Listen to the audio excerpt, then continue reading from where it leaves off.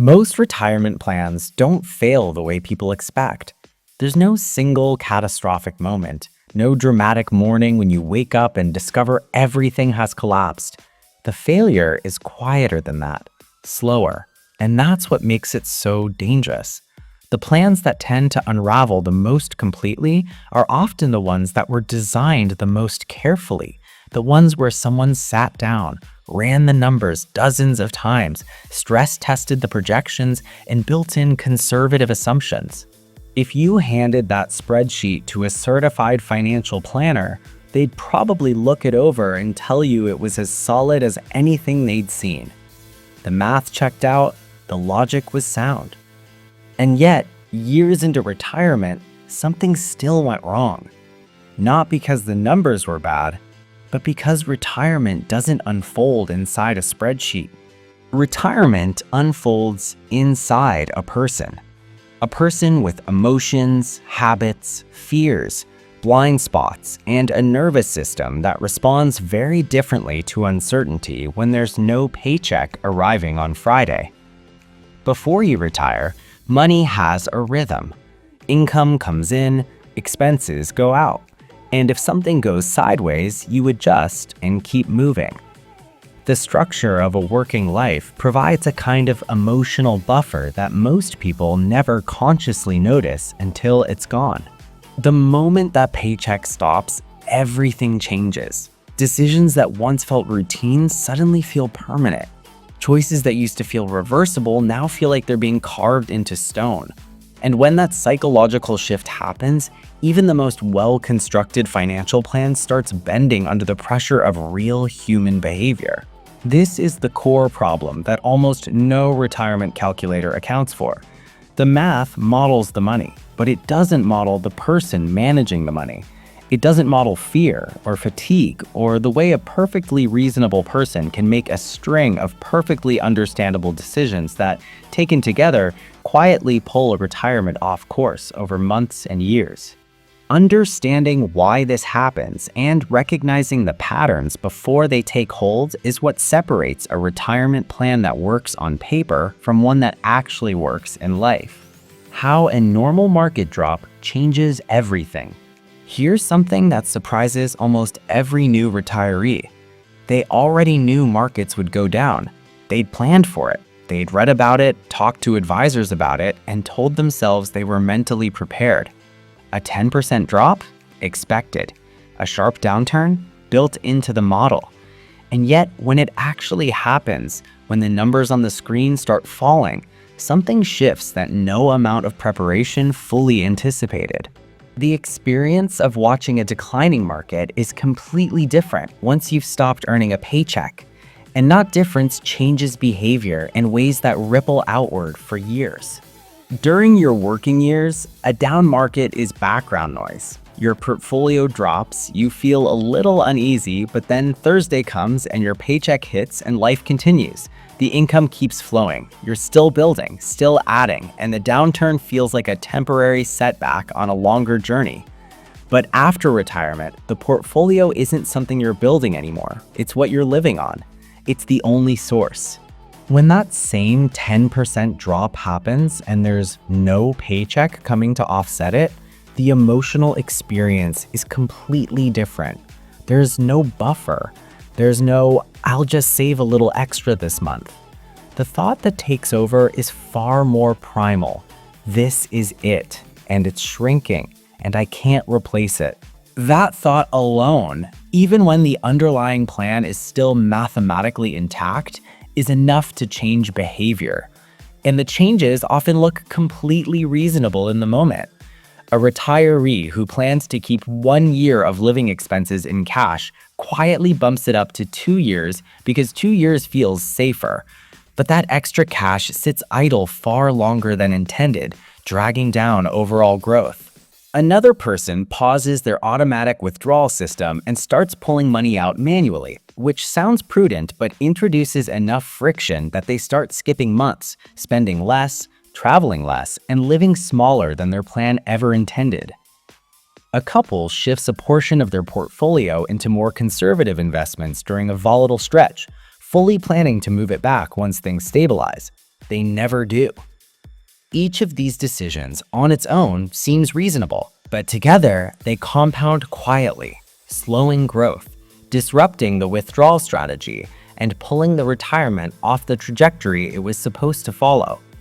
The plan doesn't collapse, it drifts, and drifting is far harder to detect and correct than collapse.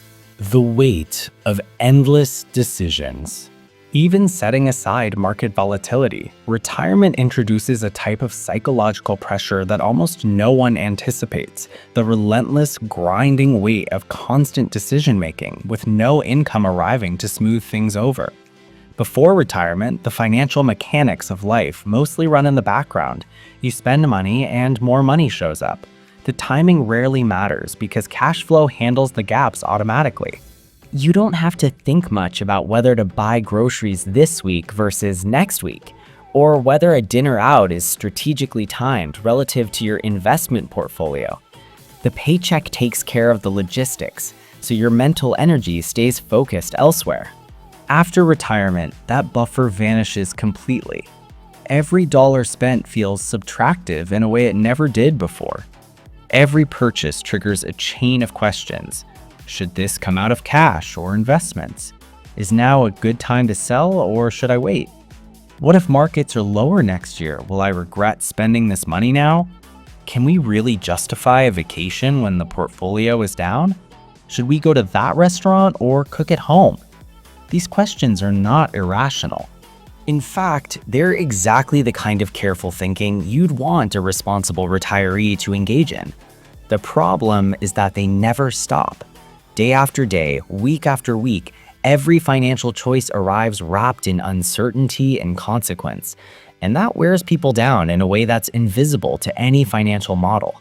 Behavioral researchers call this decision fatigue, and it's one of the most underappreciated forces in retirement planning. When people are mentally exhausted from making decisions, they don't make better decisions. They start avoiding decisions altogether. Withdrawals get delayed because it's easier to do nothing than to think through when and how to take them. Home repairs get postponed, not because the money isn't there, but because approving the expense requires a decision, and decisions feel heavy. Travel gets pushed to next year, and then next year again, and then the year after that. People grow older while their money grows larger and their lives grow smaller, not out of fear exactly, but out of a slow, grinding exhaustion with choosing. Retirement calculators assume that spending happens smoothly, consistently, and according to plan. They don't model the mental toll of managing your own cash flow without an income structure holding it all together. And so the plan, which was designed to fund a full and active retirement, quietly funds a much more compressed one instead. Not because anything went wrong financially, but because the human being at the center of the plan ran out of the mental energy to execute it. When the plan meets real life. There's a particular kind of retirement plan that looks genuinely impressive on paper. The savings rate was disciplined. The asset allocation was thoughtful.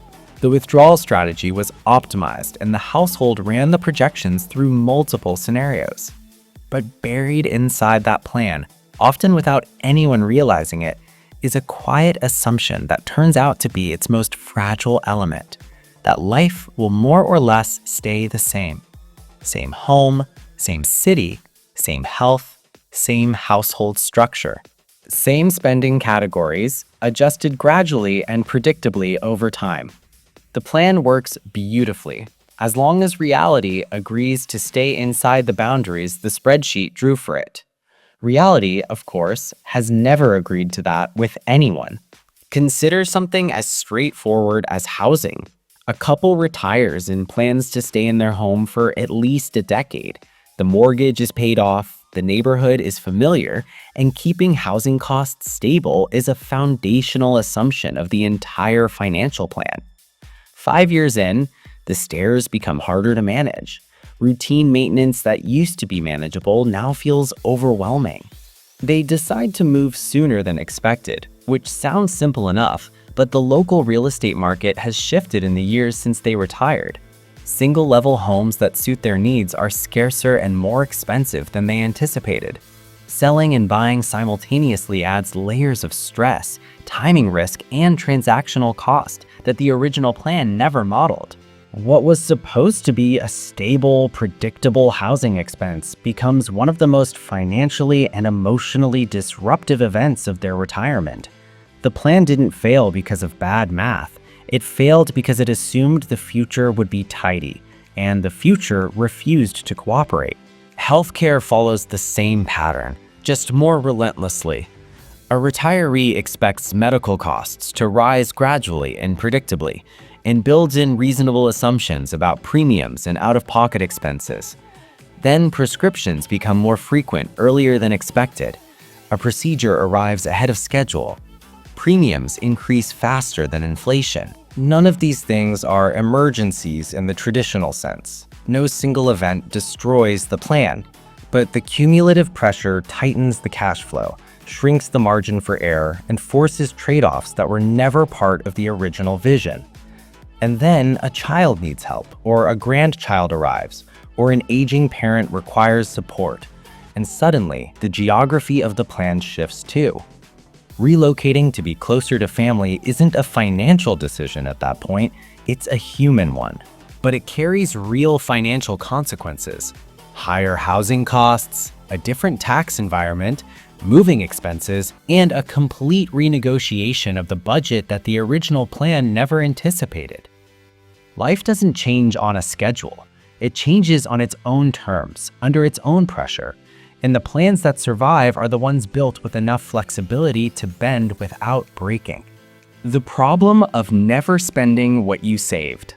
This next pattern is one of the least talked about failures in retirement, and it's particularly common among the people who prepared the most diligently.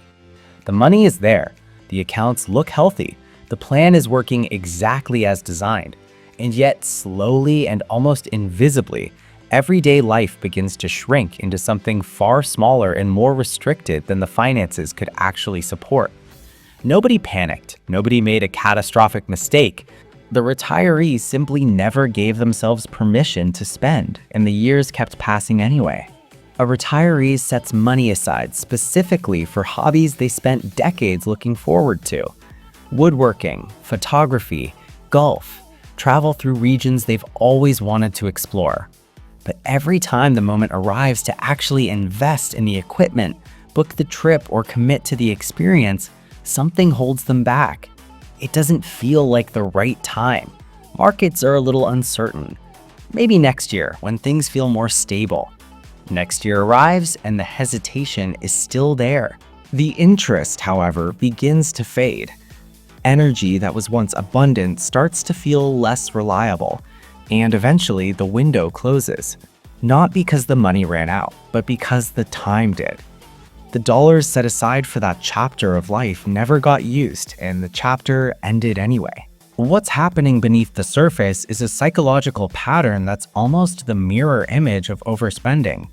The mindset that made someone a disciplined, successful saver, spend less than you earn, delay gratification, prioritize the future over the present, doesn't automatically switch off the moment retirement begins. For many people, it never switches off at all. Pulling money from savings feels fundamentally wrong, even when that's precisely what the money was accumulated to do. Moving funds from an investment account into checking to pay for a vacation triggers the same internal alarm that once warned against frivolous spending, even though the vacation was planned, budgeted, and fully affordable. The saver's instinct, which served them so well for decades, becomes the very thing that prevents them from living the retirement they worked so hard to build. What the math will never be able to measure. Retirement models are built on averages, average lifespan, average healthcare trajectory, average spending patterns, average rates of cognitive and physical decline. And averages are useful. They give the plan a structure to stand on.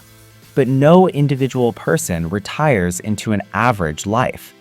Some people enter retirement in excellent health and remain that way for 20 years. Others find that health changes faster than any model projected. Energy fades, mobility declines, and the experiences they assumed they'd have in their late 60s and 70s become inaccessible sooner than expected. No projection catches that transition in advance, and no calculator tells you when your window for a particular kind of living is quietly beginning to close. This is also where the emotional weight of retirement lands most heavily and most unevenly. Illness, cognitive decline, or the death of a spouse can suddenly shift all financial responsibility onto one person, often someone who was less involved in the day-to-day financial management of the household. That person is now navigating grief, exhaustion, and unfamiliar complexity at the same time, often while family members or outside parties are pressing them toward decisions. In that condition, the quality of financial choices deteriorates, not because of ignorance, but because of depleted emotional bandwidth. Complexity becomes unbearable. Decisions that deserve careful thought get made quickly just to make them stop. And the consequences of those decisions can reshape the financial picture for years. Vulnerability, not stupidity, is what creates risk in these moments. And vulnerability is something no spreadsheet has ever been able to model. None of this means that planning is a wasted effort. It absolutely is not. A solid plan is still the foundation everything else is built on. But the plan is a starting point, not a guarantee. What actually determines whether a retirement succeeds isn't whether the math was perfect. It's whether the plan was built with enough flexibility, simplicity, and human awareness to survive fear, fatigue, grief, and the kind of imperfect decisions that real people make under real pressure. The math gets you close. The structure keeps you close. But in the end, it's the human being at the center of the plan. Their resilience, their adaptability, and their willingness to keep making thoughtful choices under difficult conditions that decides whether the plan actually works when life stops being cooperative.